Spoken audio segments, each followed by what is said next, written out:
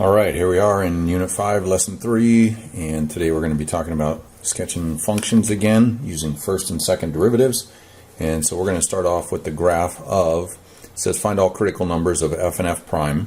So we're going to be working with, again, first and second derivatives, finding where f is increasing, decreasing, concave up, concave down, inflection points, and that kind of thing. And then we're going to use all that information to sketch the graph of f of x. So we're going to start off with f of x equals x to the 1/3 power plus 1. So we're going to start off by finding everything we can about f of x here. And so given what we know here, we can easily find a y-intercept. So our y-intercept, if we plug in 0 for x, we would get 0, 1. So that was pretty relatively easy. If we wanted to do an x-intercept, we could plug in 0 for y. So we would have x to the 1/3 power plus 1. So go ahead and subtract 1 on both sides. That's going to leave us -1 equals x to the 1/3 power. To solve for x, we're going to go ahead and cube both sides. So we're going to cube the 1, and we're going to cube x to the 1/3 power, again using a reciprocal exponent to get rid of the 1/3 power.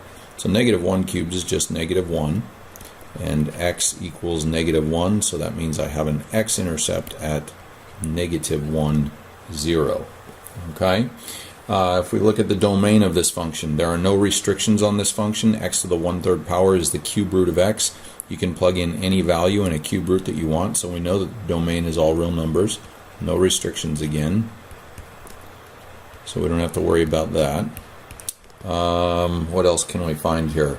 Right and left behaviors. So what happens as x goes to infinity or x goes to negative infinity?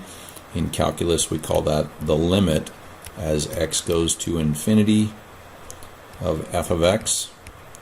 And we're going to look at the limit as x goes to negative infinity of f of x. Now, if you know what a cube root function looks like, then the limit's probably not too bad here. But if you don't know what the function looks like, then maybe you got to do a little t-table here. So I'll do a little t-chart over here. If we were to start plugging in some numbers for x and y, say like, I don't know, 10 for the cube root of x, okay, or I don't know, maybe even something a little easier to see, but if you were to plug in 10, you would get 3.1 as the cube root, and if we plugged in 100, you would get 11 as the cube root plus 1. If we were to plug in 1,000, we would get 101 as the cube root of x plus 1. And so, oh, excuse me, no, I messed up my numbers here.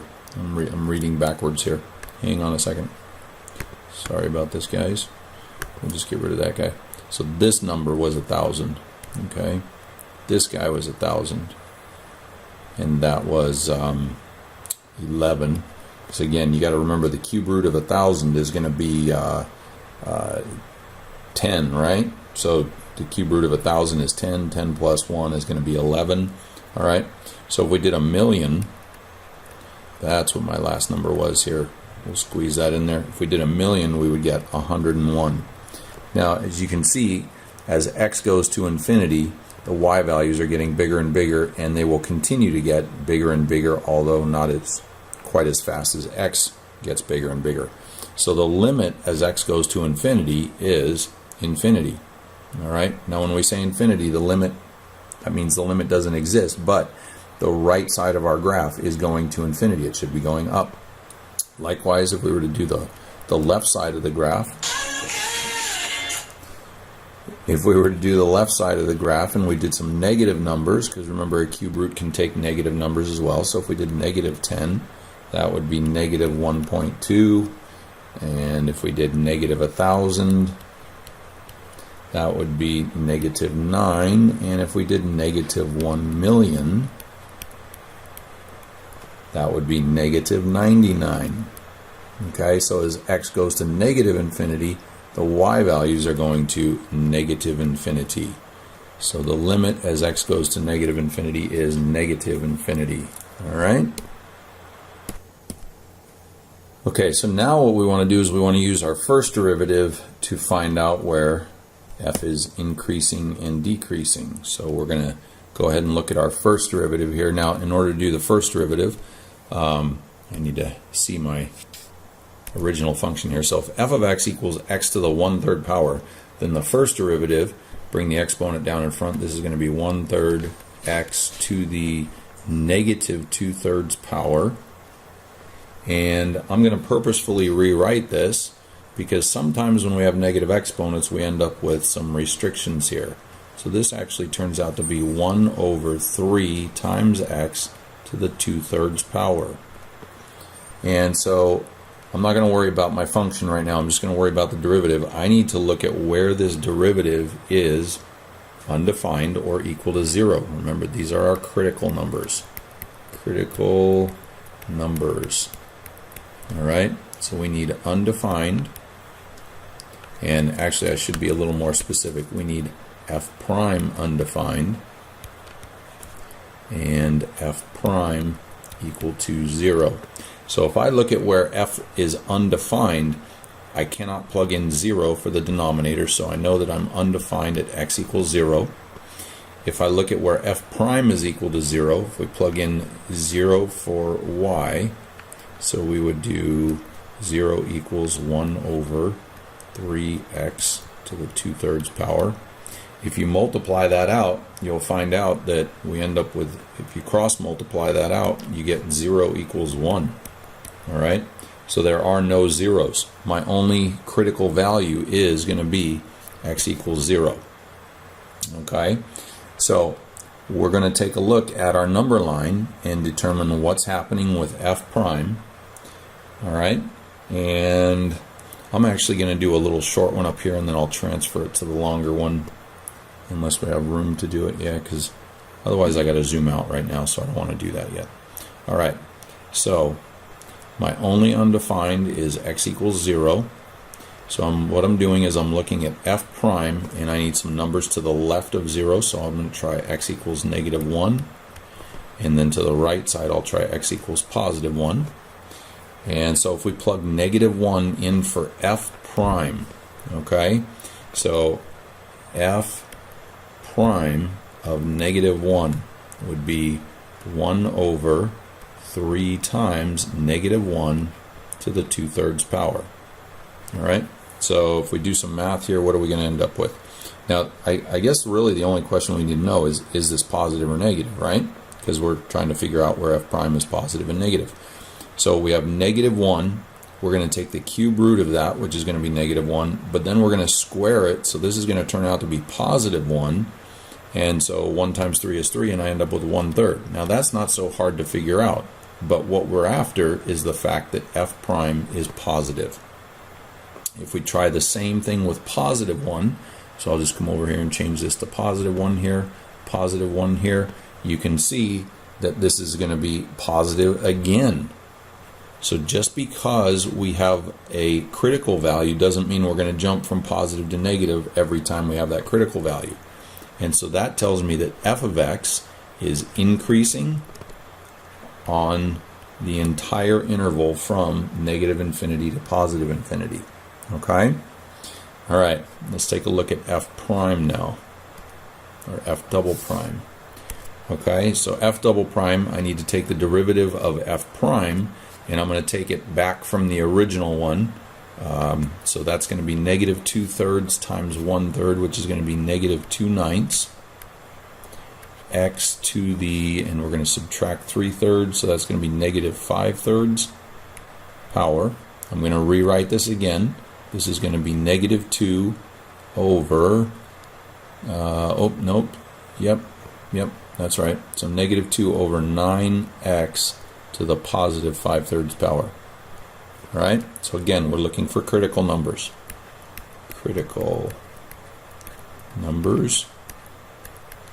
All right, so we're looking at where f double prime is undefined, and right away, hopefully we can see that it's undefined at x equals 0, and f double prime equal to 0. Now, if you look at this fraction, you'll see that the fraction here is very similar to the one we had in the first case, and we turned off with 0 equals 1 as our result when we plugged in 0 for f prime of x. Now we can do the same thing and I'll do it just to show you, but if you're kind of paying attention, you know that 0 equal to negative 2 over 9x to the 5/3. If you cross multiply that again, you're going to get 0 equals negative 2. Okay, so again, this means no zeros here. All right, and I guess I should have made a note of that because those two aren't equal. 0 equal to 1 back here tells me there's no zeros. All right, so I don't have to worry about zeros here. I just have to worry about my critical values again. And so I'll look at f prime or f double prime and f of x. And again, we're going to be looking at 0 here. So I'm going to look at x equals negative 1 and x equals positive 1. So let's take a look at what we get when we plug in negative 1. All right, so scooch over here a little bit. So f double prime of negative 1.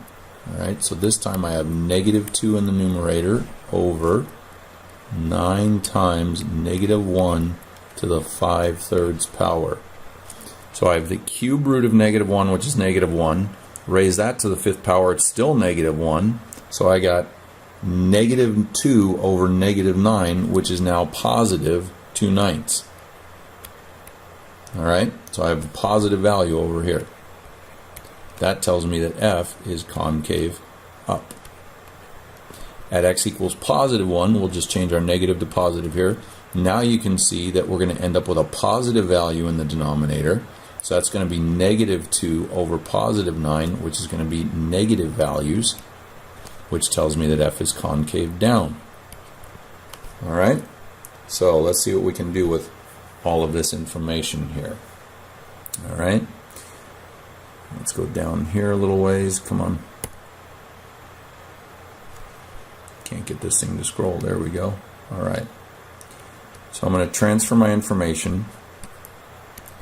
And so I know that f prime is positive from negative infinity to 0 and positive from 0 to infinity, which tells me that f is increasing all the time.